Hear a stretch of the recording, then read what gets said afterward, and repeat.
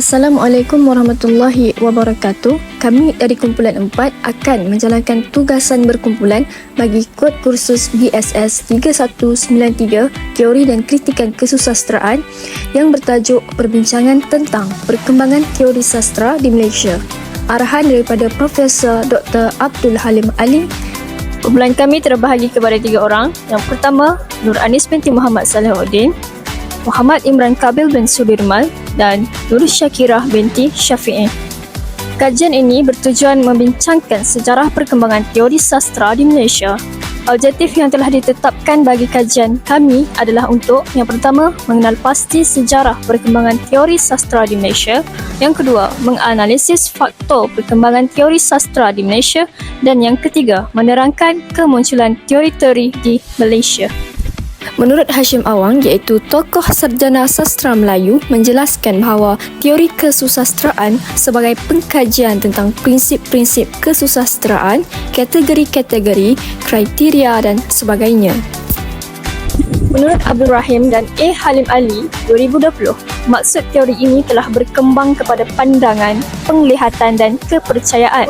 Selain itu, teori juga ditakrifkan sebagai sebuah gagasan tentang definisi, konsep, prinsip, ciri-ciri dan cadangan dalam menjelaskan sesuatu perkara. Bukan itu sahaja, para pengkaji menggunakan teori ini untuk memahami sifat serta fungsi kesusasteraan dan hubungan karya tersebut dengan pengarang, pembaca serta masyarakat. Teori sastra boleh mempengaruhi sastra dan teks untuk berkembang menjadi bidang yang baru. Selain itu, terdapat pelbagai aliran teori sastra seperti teori feminis, teori pasca moden dan teori pasca strukturalis. Tahun kemunculan teori-teori kesusasteraan bermula pada penghujung tahun 1980-an di mana pengkritik tempatan mula sedar bahawa teori sastra dan pendekatan kritikan barat mempunyai kelemahan yang tersendiri. Dan kemudian, pada awal tahun 1990-an, kepesatan teknologi maklumat dan globalisasi era ini telah merancakkan wacana ilmu dan pemikiran yang terarah pada globalisasi sastra, pasca modernisme dan teori sastra. Metodologi yang kumpulan kami gunakan adalah secara kualitatif, iaitu merangkumi kaedah kepustakaan, sumber buku dan sumber internet.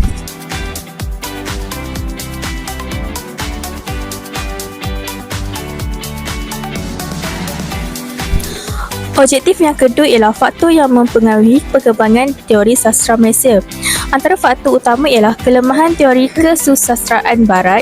Yang kedua, perkembangan pemikiran Islam. Yang ketiga, kesedaran intelektual dan keperluan bidang kritikan berdasarkan nilai tempatan. Faktor yang pertama ialah kelemahan teori kesusasteraan barat.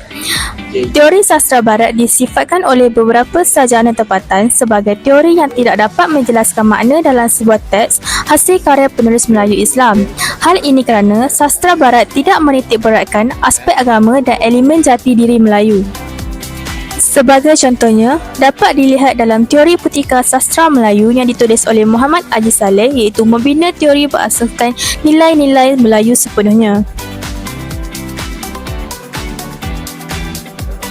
Selain itu, teori pengkaedahan Melayu oleh Hashim Awang juga ada menggabungkan nilai-nilai Melayu dan juga Islam sebagai asas pembinaan.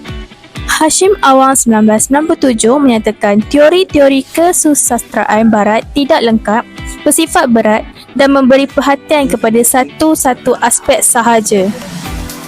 Seterusnya, teori takmilah daripada Syafi'i Abu Bakar yang menyatakan teori-teori kesusasteraan barat tidak dapat menyelongkari makna sekarabnya dengan karya-karya penulis Islam. Faktor kedua ialah perkembangan pemikiran Islam. Sejak dekad 1970-an, telah timbul usaha dalam pemikiran sastra Islam dalam konteks dunia Melayu. Yusof Zaki Yaakob, Shah Nun Ahmad, Uthman Al-Muhammadi dan Muhammad Kamal Hassan adalah di antara tokoh penting di sebalik pemugaran sastra Islam. Sebagai contohnya, Yusof Zaki Yaakob melihat kesusasteraan Islam sebagai sastra dakwah. Faktor yang ketiga ialah kesedaran intelektual. Pada tahun 1980-an, pembelajaran teori sastra telah mendapat tempat yang istimewa di mana beberapa pusat pengajian telah menyediakan kursus-kursus teori sastra. Muhammad Haji Saleh memahami bagaimana konsep nilai keintelektualan dapat diangkat sebagai konsep keindahan Melayu atau diistilahkan sebagai putika Melayu. Faktor yang terakhir ialah keperluan bidang kritikan berasaskan nilai tempatan.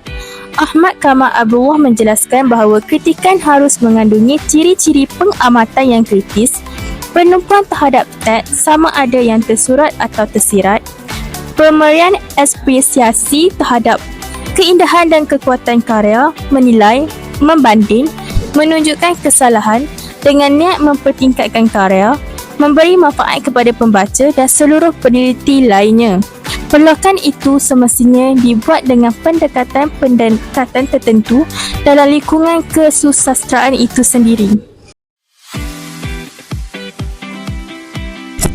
Kemunculan teori-teori sastra di Malaysia. Teori yang pertama ialah teori puitika Melayu. Teori ini diperkenalkan oleh Muhammad Haji Saleh pada akhir tahun 1989. Teori ini bertujuan untuk membantu mengangkat nilai keindahan teks kesusastraan Melayu di samping mencari makna di sebalik keindahan. Teori yang kedua ialah teori persuratan baru. Teori ini diperkenalkan oleh Muhammad Effendi Hassan. Teori ini bertujuan untuk memahamkan tentang sifat dan bentuk kesusastraan dan keintelektualan kesusastraan Melayu. Yang ketiga, teori pengkaedahan Melayu. Teori ini dikemukakan oleh Hashim Awang yang mengenengahkan dua pengkaedahan, iaitu pengkaedahan alamiah dan keagamaan, di mana kedua-duanya tersebut saling berkaitan. Yang terakhir ialah teori takmilah. Teori ini diperkenalkan oleh Syafi'i Abu Bakar. Teori ini bersifat universal yang merangkumkan semua aspek kepengarangan ke dalam acuan Islam.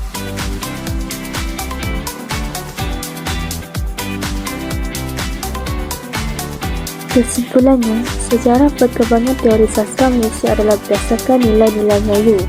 Kecenderungan penteori untuk memahamkan halayak tentang makna kesusastraan dalam perspektif Melayu dan Islam berbanding perspektif Barat. Dikira sebagai seorang Melayu yang beragama Islam, pengungkapan perspektif yang tinggi lainnya harus dihubung dan dikaitkan dengan agama Islam yang menjadi anutan kepercayaan orang-orang Melayu. Hal ini penting untuk halayak melihat, menghayati dan memahami kesusastraan Melayu itu sendiri dalam mengukuhkan perkembangan teori sastra di Malaysia.